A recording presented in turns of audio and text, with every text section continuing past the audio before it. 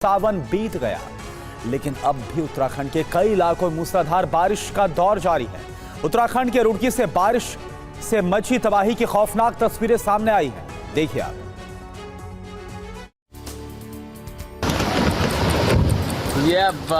महज 3 सेकंड में ही शमशान घाट का लिंटर ताज के पत्ते की तरह ढह गया। देखते ही देखते शमशान घाट के सभी 6 पिलर नदी के तेज बहाव में ढह गए। नदी में आई बाढ़ से मची तबाही की तस्वीरें उत्तराखंड के रुड़की की हैं। लगातार हो रही बारिश की वजह से सुलानी नदी उफान पर है। नदी का पानी रुड़की के कई गाँवों में घुस गया है। शहर से लेकर देहात तक लोग जल भराव की समस्या से जूझ रहे हैं, जिससे जनजीवन अस्त व्यस्त हो गया है। खेतों में बाढ़ का पानी भरने से सैकड़ों बीघे में लगी फसल तबाह हो गयी।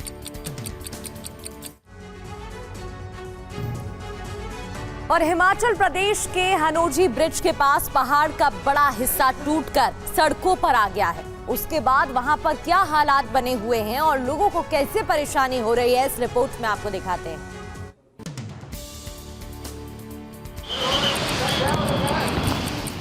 मनाली कीरतपुर नेशनल हाईवे पर अचानक हुए लैंडस्लाइड से बड़े बड़े पत्थर रास्तों पर आ गए। इस लैंडस्लाइड से पहले भी यहाँ पहाड़ का एक हिस्सा गिरकर नीचे आया था। दोबारा लैंडस्लाइड होने से रास्ता बंद हो गया। हालांकि लैंडस्लाइड के खतरे को देखते हुए पहले इस रास्ते पर गाड़ियों को रोक दिया गया था, जिससे कोई नुकसान नहीं हुआ। लेकिन लैंडस्लाइड होने की वजह से इस रास्ते पर आवाजाही बंद है। राहत और बचाव की टीम रास्ते से मलबा हटाने में जुट गई है।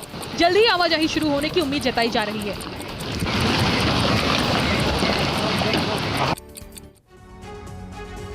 और सिर्फ पहाड़ी इलाके नहीं, बल्कि अगर मुंबई की बात करें तो यहाँ पर भी हालात काफी ज्यादा खराब है। मुंबई के चैंबूर इलाके में लैंडस्लाइड की घटना सामने आई और यहाँ पर देखते ही देखते एक दीवार भी कैसे ढह गई, बड़ा नुकसान हुआ। देखिए।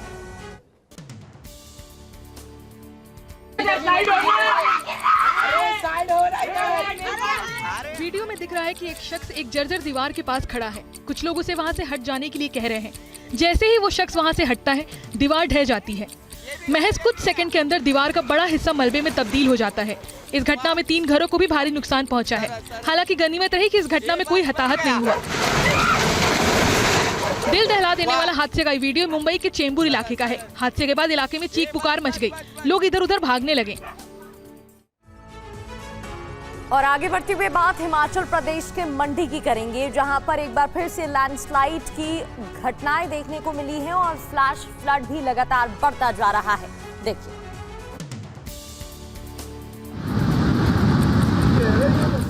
चंडीगढ़ मनाली नेशनल हाईवे की तस्वीरें बता रही हैं कि लैंडस्लाइड ने यहाँ कैसी तबाही मचाई है। हाईवे पर जहाँ तक नजर जा रही है, सिर्फ मलबा ही मलबा नजर आ रहा है। मलबे की वजह से हाईवे को पूरी तरह से बंद कर दिया गया है। मलबे की चपेट में आने से कई घरों और गाड़ियों को भी नुकसान पहुँचा है। हाईवे के ठीक बगल से बहने वाले इस बरसाती नाले को देखिए। लगातार हो रही बारिश की वजह से नाला उफान पर है। नाले का पानी लोगों के घरों तक पहुँच गया है। लोग कुदरत के कहर के आगे बेबस नजर आ रहे हैं। और नाले ने अपना फिर से एक बार रुख बदल दिया। देखो। और वही हिमाचल प्रदेश की मंडी की बात करें तो यहां पर लगातार आफत जारी है। यहां पर नेशनल हाईवे संख्या 21 पर अचानक से भारी जाम लग गया और कई गाड़ियां वहां पर फंसी हुई।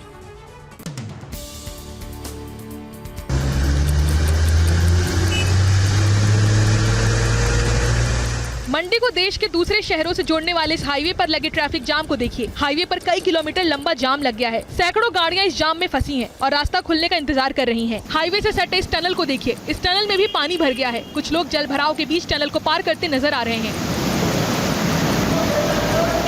मंडी समेत हिमाचल के कई इलाकों में लगातार बारिश हो रही है, जिसकी वजह से हाईवे से मलबा हटाने का काम बाधित हो रहा है। और बात हिमाचल प्रदेश के सिरमौर की, जहाँ लगातार बढ़ रही हैं बारिश के बाद जल भराव की घटनाएं और इससे जनजीवन अस्त व्यस्त हो गया है। कई इलाकों में भारी नुकसान होने की आशंका भी बताई जा रही है। देखिए। सड़कें बंद, उफान पर नदियां, गांव के गांव जलमग्न। तबाही की ये तस्वीरें हिमाचल प्रदेश के सिरमौर की हैं। सिरमौर से आई इन तस्वीरों को देखिए। लैंडस्लाइड में पूरी सड़क बह गई है। पहाड़ से गिरे मलबे में कई गाड़ियां फंस गईं। कई जगह रास्ते बंद हो गए हैं, जिसकी वजह से बड़ी संख्या में लोग अलग अलग जगहों पर फंसे हुए हैं। तेज बारिश के कारण मारकंडा नदी का जलस्तर भी तेजी से बढ़ रहा है, जिससे नदी के किनारे बसे इलाकों में बाढ़ का खतरा मंडरा रहा है। और वहीं हथनीकुंड बैराज की बात करें तो भारी बारिश के बाद यहां से अब 1,68,000 क्यूसेक पानी छोड़ा गया है और उसके बाद यमुना नदी का जो जलस्तर है वो काफी बढ़ गया है। इस वक्त आधे हिंदुस्तान पर आसमानी आफत का कहर जारी है। बेरहम बारिश ने लोगों का जीना दूभर कर दिया है। छोटे शहरों से लेकर महानगरों तक पानी ही पानी है। हरियाणा के हथनीकुंड बैराज की इन तस्वीरों को देखिए। हथनीकुंड बैराज में इतना पानी भर गया कि बैराज के सभी गेट खोलने पड़ गए। बैराज से दिल्ली की तरफ 1,78,000 क्यूसेक पानी डाइवर्ट किया गया है। 72 घंटे के बाद हथनीकुंड से डाइवर्ट किया गया पानी दिल्ली में दस्तक देगा। यमुना की लहरें उफान मार रही हैं। नदी किनारे रहने वाले लोगों पर हर साल की तरह इस बार भी बाढ़ का खतरा मंडराने लगा है। जम्मू के कटरा में लगातार हो रही बारिश और खराब मौसम के कारण माता वैष्णो देवी की यात्रा को पूरी तरह से रोक दिया गया है। रिपोर्ट देखिए।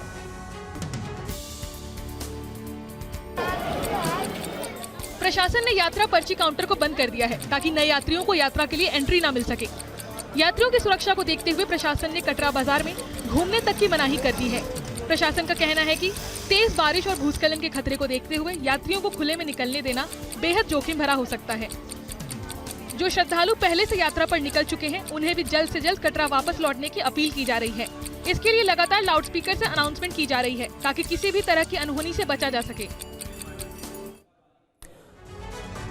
और वहीं दिल्ली से सटे फरीदाबाद की बात करें तो यहां पर भी हालात लगातार खराब हो रहे। यमुना का जलस्तर बढ़ने के बाद कई जो यमुना किनारे के इलाके हैं यहां पर मकान भी अब इसकी चपेट में आ रहे हैं।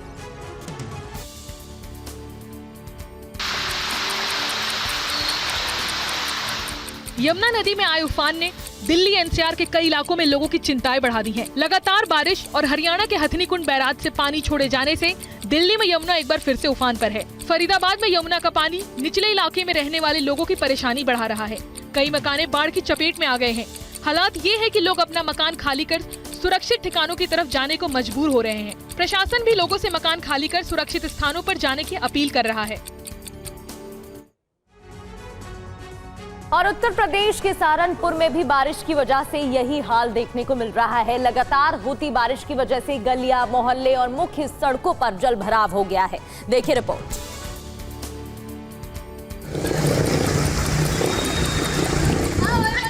बाढ़ की ये चौंकाने वाली तस्वीरें यूपी के सहारनपुर की हैं। लगातार हो रही मूसलाधार बारिश ने संकट खड़ा कर दिया है। सहारनपुर के अम्बेहटा के ज्यादातर इलाके तालाब में तब्दील हो गए हैं। पूरा इलाका बाढ़ की चपेट में आ गया है। बारिश के बाद आई बाढ़ ने जनजीवन को पूरी तरह से प्रभावित कर दिया। मेन बाजार की ज्यादातर दुकानों में पानी घुस गया। पानी भरने से दुकानों में रखा सामान खराब हो गया, जिससे दुकानदारों को भारी नुकसान उठाना पड़ रहा है। इधर उत्तराखंड के हरिद्वार की बात करें तो यहां पर भी भारी बारिश के बाद हालात काफी ज्यादा खराब है। कई जो इलाके हैं वो पानी में डूब गए।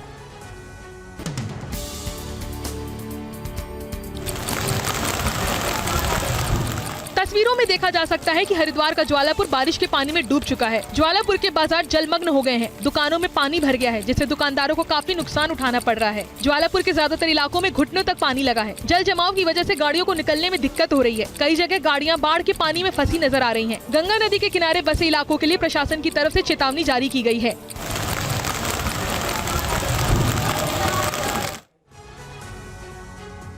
और महाराष्ट्र के वाशिम में लगातार 3 दिनों से बारिश हो रही है। बारिश की वजह से वाशिम में हालात लगातार खराब होते जा रहे हैं।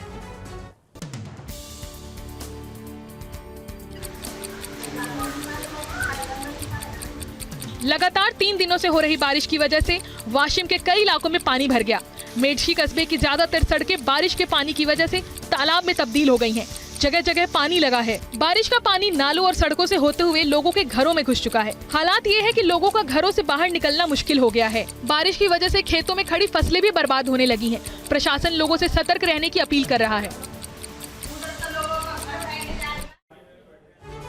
इधर हिमाचल प्रदेश के द्रंग में मूसलाधार बारिश के बाद भारी तबाही मची है। बारिश की वजह से लोगों के घर और खेतों को भारी नुकसान हुआ है।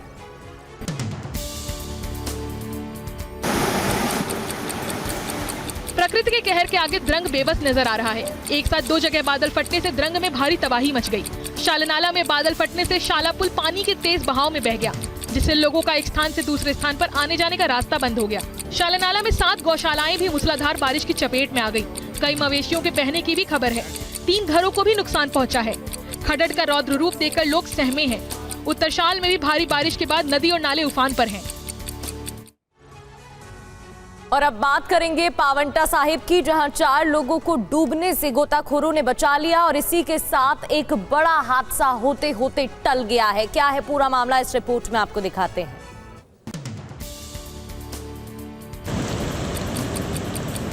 तस्वीरें पावंटा साहिब गुरुद्वारे के पास बने टापू की हैं। यमुना नदी के बीच टापू पर 4 लोग नहाने गए थे। इस दौरान अचानक नदी का जलस्तर काफी बढ़ गया। नदी के पानी का बहाव भी काफी तेज हो गया और चारों लोग टापू पर फंस गए। बचकर निकलने का कोई रास्ता नहीं था क्योंकि हर तरफ सिर्फ नदी की उफनती धारा थी। लेकिन तभी कुछ गोताखोर देवदूत बनकर आए और अपनी जान जोखिम में डालकर नदी में उतरे। गोताखोरों ने ट्यूब की मदद से चारों लोगों को बाहर निकाला और उनकी जान बचा ली। उपराष्ट्रपति पद के लिए सीपी राधाकृष्णन एनडीए के उम्मीदवार होंगे। बीजेपी संसदीय बोर्ड की बैठक के बाद जेपी नड्डा ने उनके नाम का ऐलान किया। सीपी राधाकृष्णन फिलहाल महाराष्ट्र के राज्यपाल हैं। उन्होंने 31 जुलाई 2024 को महाराष्ट्र के राज्यपाल के रूप में शपथ ली थी। महाराष्ट्र का राज्यपाल नियुक्त होने से पहले वो करीब 1.5 साल तक झारखंड के राज्यपाल रहे। अपने पहले 4 महीनों के कार्यकाल में उन्होंने झारखंड के सभी 24 जिलों का दौरा किया और झारखंड की आम जनता की समस्याओं को सुना। सीपी राधाकृष्णन मूल रूप से तमिलनाडु के रहने वाले हैं और तमिलनाडु के कोयम्बटूर से 2 बार लोकसभा सांसद भी रह चुके हैं। और आगे बढ़ते हुए अब आपको बताते हैं कि उपराष्ट्रपति पद को लेकर सत्ता पक्ष और विपक्ष ने क्या अपनी तैयारी कर ली है, देखिए।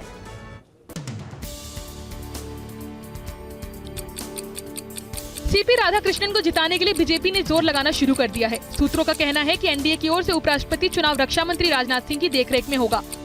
केंद्रीय मंत्री किरेन रिजिजू को चुनाव एजेंट बनाया गया है। उधर इंडिया गठबंधन में भी उपराष्ट्रपति चुनाव को लेकर तैयारी तेज हो गई है। इंडिया गठबंधन के नेता आज उपराष्ट्रपति पद के लिए अपने संयुक्त उम्मीदवार के नाम पर चर्चा कर सकते हैं।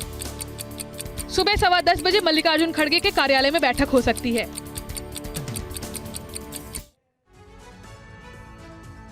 इधर यूपी के मेरठ से खौफनाक तस्वीर सामने आई है। टोल प्लाजा पर एक शख्स ने एक टोल कर्मचारी को कार से कुचलकर मारने की कोशिश की। 14 अगस्त का ये वीडियो मेरठ के सिवायत टोल प्लाजा का है। देखिए कैसे एक काले रंग की स्कॉर्पियो टोल बैरियर को तोड़ते हुए तेजी से निकलती है। टोल कर्मचारियों ने उसे रोकने की कोशिश की तो उसने और भी खतरनाक हरकत कर डाली। गुस्साए कार चालक ने गाड़ी मोड़कर वापस टोल की ओर लाया और ब्लू लाइन में रखे ड्रम को जोरदार टक्कर मार दी। इतना ही नहीं, कार चालक ने वहां खड़े कर्मचारी को कुचलने की भी कोशिश की। इस खतरनाक हरकत से टोल प्लाजा पर अफरा तफरी मच गई। सीसीटीवी फुटेज के आधार पर पुलिस स्कॉर्पियो सवार की तलाश कर रही है। और अब बात उत्तर प्रदेश की राजधानी लखनऊ की, जहां एक तेज रफ्तार कार ने जन्माष्टमी की रात को कई लोगों को रौंद दिया। घटना का सीसीटीवी फुटेज भी सामने आया है जो काफी डराने वाला है।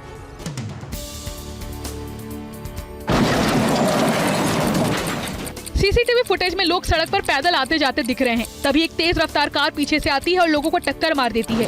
घटना के बाद चीख पुकार मच जाती है। कुछ लोग ड्राइवर को पकड़ने के लिए दौड़ते हैं, लेकिन कार चालक भागता नहीं है बल्कि कार घुमाकर वापस आता है और कई लोगों को रौंद कर चला जाता है। इस दौरान वो और भी कई दूसरी गाड़ियों को भी टक्कर मार देता है। पुलिस ने आरोपी ड्राइवर अक्षय सिंह को गिरफ्तार कर लिया है और उसकी गाड़ी को भी सीज कर लिया है।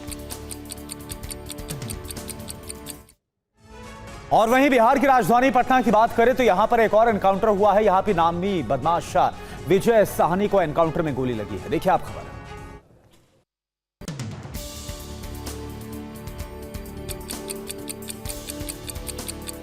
पटना के बिस्कोमान गोलंबर इलाके में उस वक्त अफरा तफरी मच गई जब पुलिस और अपराधियों के बीच फायरिंग शुरू हो गई। ये मुठभेड़ उस वक्त हुई जब विजय सहनी नाम का एक बदमाश किसी बड़ी आपराधिक घटना को अंजाम देने की फिराक में था। इसी आधार पर पुलिस ने बिस्कोमान गोलंबर इलाके में घेराबंदी की। जैसे ही पुलिस की टीम बिस्कोमान गोलंबर के पास पहुंची, अपराधियों ने फायरिंग शुरू कर दी। पुलिस ने भी जवाबी कार्रवाई की जिसमें विजय सहनी के पैर में गोली लग गई और वो जख्मी होकर जमीन पर गिर गया। और इधर राजस्थान के अलवर से दिल दहलाने वाला मामला सामने आया है। घर की छत पर नीले ड्रम में युवक का शव मिलने के बाद दहशत है।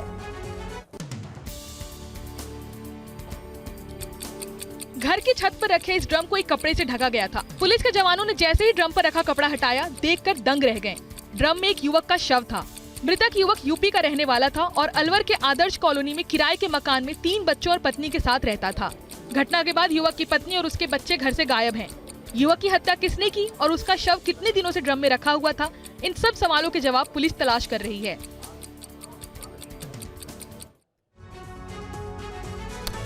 और वहीं लखनऊ से खबर है जहां पर बड़ी संख्या में जो डॉग लवर्स है वो लोहिया चौराहे पर इकट्ठा हुए और उन्होंने विरोध प्रदर्शन किया। देखिए आप।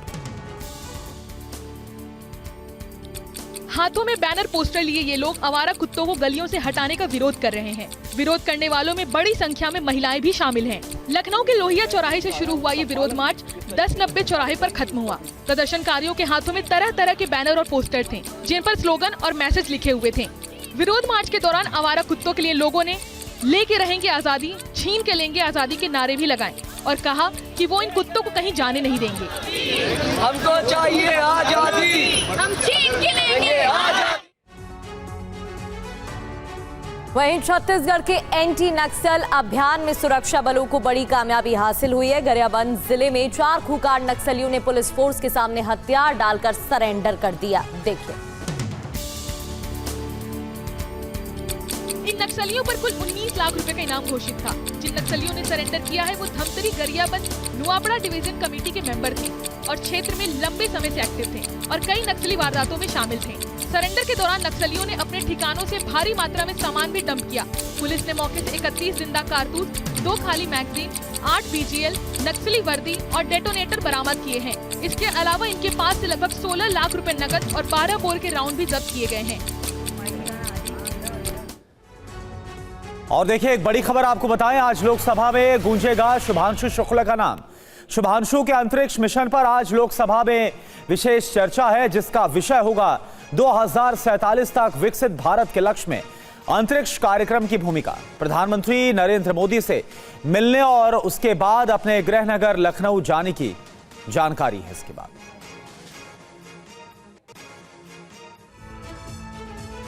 इंडिगो का एक विमान गुवाहाटी एयरपोर्ट पर लैंडिंग से कुछ सेकंड पहले उतरना टालकर दोबारा से आसमान में उड़ गया। यह पूरा मामला था क्या, आप देखिए इस रिपोर्ट में।